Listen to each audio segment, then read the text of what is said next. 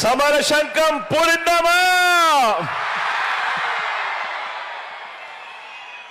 పేదల భవిష్యత్ కొరకు పథకాలన్నీ కాపాడుకునేందుకు, పథకాలన్నీ కొనసాగింపు కోసం ఇంటింటి అభివృద్ధిని, ఆ పేదల ఆత్మ గౌరవాన్ని నిలబెట్టుకోవడం కోసం ఆ పెత్తందారులతో యుద్ధానికి మీరంతా